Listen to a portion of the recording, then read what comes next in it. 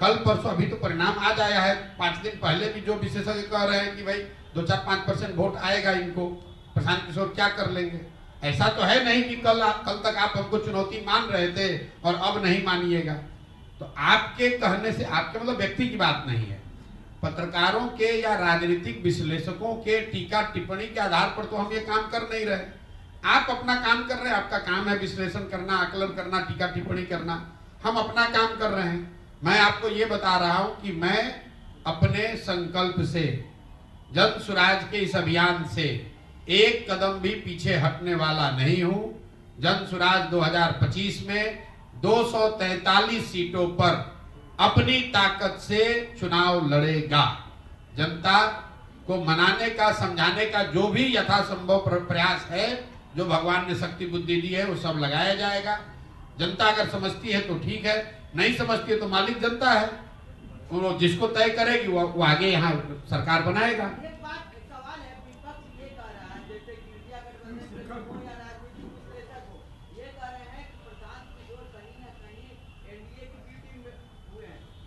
मेरे भाई, ये कोई नई बात आप थोड़े ना कह रहे हो।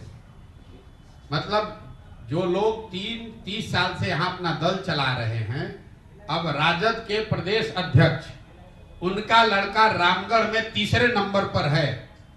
अब आप बता दीजिए कि वहां भाजपा के जीतने से जन सुराज का क्या लेना देना है? वो किसने रोका था उनको जीतने से? किसने रोका है आप बताइए ना। तरारी में सीपीआई एमएल हारी है भाजपा से, तो क्या वो जन सुराज की वजह से हारी है? इमामगंज का हमने आपको बताया, अगर इमामगंज जन सुराज नहीं लड़ रहा होता तो ये राजद वाले 5000 से नहीं 25,000 से चुनाव हारते। बेलागंज के बारे में क्या कहेंगे? बेलागंज में जितने वोटों से, जितने आपको वोट मिले उतने ही वोट से आरजेडी हारी, उसके आसपास वोट से। किसने कहा ये बात? बेलागंज में जन सुराज को 17,000 वोट मिला है। 17,000 वोट को राजद के वोट में अगर आप जोड़ भी दीजिए, मान लीजिए एक बार को जोड़ दीजिए, तो भी 5,000 से हारेंगे। ये आप लोग को अपना नैरेटिव एक चलाने का, भाई कुछ से कुछ हम आपको कह रहे हैं कि अगर जन सुराज नहीं लड़ता तो और ज्यादा मत से आरजेडी वाले हारे होते। बेलागंज में जन सुराज की वजह से राजद हारी है कि नहीं हारी है, इसको अगर देखना है तो भाई बूथ वाइज डेटा आया हुआ है, I-20 निकाल लीजिए और ये देख लीजिए कि जो मुस्लिम गांव हैं, यही तो आरजेडी वाले कह रहे होंगे, मुस्लिम गांव जितने भी हैं वहां देखिए कि किसको वोट मिला है। वहां वोट ना राजद को मिला है ना जन सुराज को मिला है। सारे मुस्लिम गांव में लोगों ने वोट दिया है जदयू और भाजपा गठबंधन को। तो ये जाके वहां के मुसलमानों से पूछिए, उन्होंने वोट दिया है, जिसको वोट दिया है वो जीत कर आया है। 2 साल का प्रयास काम नहीं आया क्या बता? 2 साल से आप पदयात्रा में हैं, उसी के आधार पर पार्टी गठन किया। तो भाई 2 साल के प्रयास से अगर काम नहीं आया तो जो 70,000 लोगों ने वोट दिया है वो आपका क्वेश्चन सुन के तो वोट दिया नहीं है। भाई कुछ प्रयास किए हैं, उसी के आधार पर तो लोगों ने वोट दिया है। इमामगंज में हमारी कोई रिश्तेदारी तो है नहीं। अगर इमामगंज में 35,000 लोगों ने जन सुराज को वोट दिया है तो कुछ तो सोच के ही दिया होगा। हमारे बाप दादा की तो कोई पार्टी है नहीं, हमारा इमामगंज में घर है नहीं, हम कोई जातीय समीकरण वहां बनाए नहीं है। तो अगर इमामगंज में 35,000 लोगों ने वोट दिया या कहीं मान लो 5,000 वोट दिया, तो जो प्रयास किया है उसी के आधार पर वोट मिला है। उपचुनाव में प्रशांत जी क्या आपसे चूक हो गई और क्या सीख लिया जो 2025 में उस गलती को आप नहीं करेंगे? मेरे भाई, मैं आपको बता रहा हूं कि चूक की बात नहीं है। चूक अगर है तो ये है कि 1 महीना पुराना दल है और उसको सिंबल मिला है 10 दिन पहले चुनाव के, और हम लोग का अपना आकलन ये था कि चुनाव आयोग से आपको समय 45 दिन, चुनाव जब 2 अक्टूबर को हम लोगों ने कहा था कि 4 जगह चुनाव लड़ेंगे, तो हम लोग का अनुमान था कि जब भी चुनाव घोषित होगा तो कम से कम 1.5-2 महीने का उसमें समय रहता है, 45 दिन कम से कम रहेगा। लेकिन बिहार में चुनाव 13 को हुए, जन सुराज को सिंबल मिला है 1 नवंबर को। 28 तारीख को प्रत्याशियों को अपना नामांकन वापस लेने का अंतिम दिन था, 1 तारीख को सिंबल मिला है। अनफॉर्चुनेटली वो 2 दिन दिवाली के थे और 3 दिन उसी में छठ का भी निकल गया। ये सवाल ये है कि 243 पर आपने कह दिया कि विधानसभा चुनाव आप लड़ेंगे 2025 में, जो भी शक्ति है वो लगाएंगे। अगर समय से पहले विधानसभा चुनाव हो जाए तो भी 243 लड़ेंगे, जीतेंगे कितने पर? अब भैया फिर वही बात है, मैंने आपको ये कहा कि 2 बरस लगा है जन सुराज की बात, इस सोच, इस परिकल्पना को गांव-गांव पहुंचाने में। इन चुनावों को लड़कर ये देखने का प्रयास किया गया है कि उसको राजनीतिक दल के तौर पर कितना परिवर्तित कर पा रहे हैं। और जो आंकड़े, जो जानकारी, जो अनुभव अभी हासिल हुआ है, इसके आधार पर आप मेरे से मार्च में बात कीजिएगा। मार्च तक दल को इस स्थिति में ले आएंगे कि वो हर जगह बहुत मजबूती से चुनाव लड़ सके। एक सवाल है कि चुनाव से पहले इंडिया ब्लॉक के तमाम नेता यह कहते हैं चुनाव के बाद की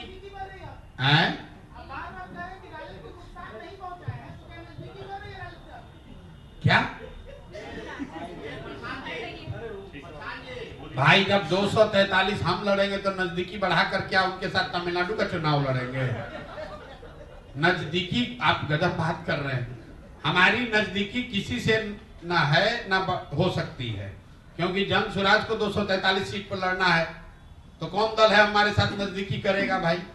वो अपना दल अपना जीरो करना चाहेगा तभी तो हमसे नजदीकी बढ़ाएगा। प्रशांत जी, इंडिया ब्लॉक के तमाम नेता यह आरोप लगाते हैं एनडीए के ऊपर, खासकर बीजेपी के ऊपर, कि बीजेपी सेटिंग करती है चुनाव में।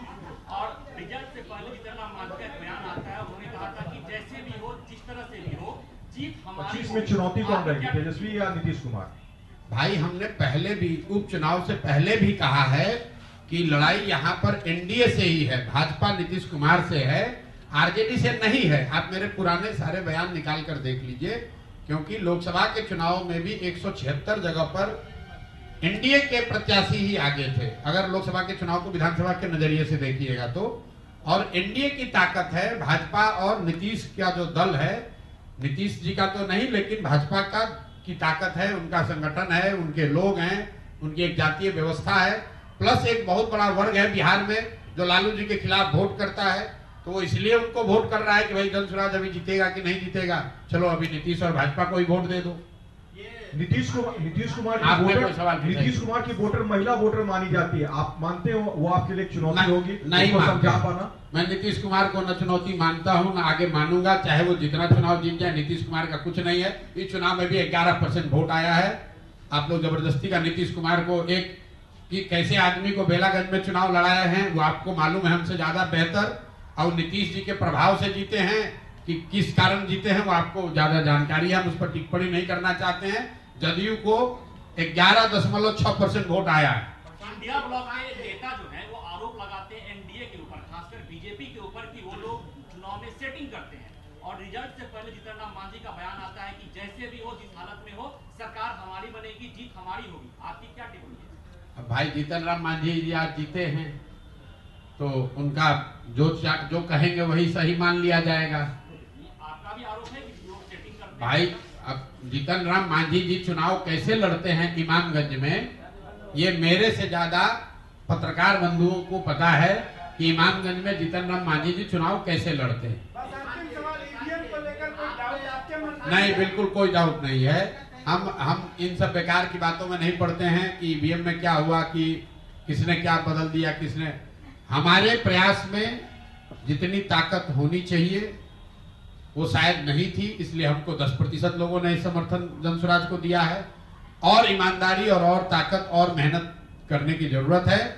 वो करने में 2 महीना लगे, 6 महीने लगे, हम लोग अभी आपसे बात करके खत्म करेंगे, आगे एमएलसी के चुनाव की तैयारी में लग जाएंगे। क्या कोई भाई ऐसा कुछ नहीं बदला जाएगा। हम जो पदयात्रा कर रहे थे वो पदयात्रा ही करेंगे।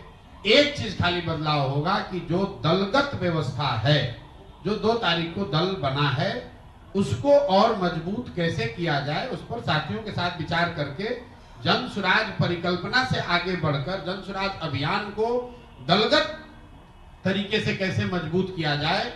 निचले स्तर पर जो लोकल लीडर्स होने चाहिए उनको इकट्ठा करना, उनका संगठन बनाना, उस दिशा में एक व्यापक प्रयास अभी से लेकर अगले 4 महीने में करेंगे और वो उसका प्रभाव आपको दिखेगा।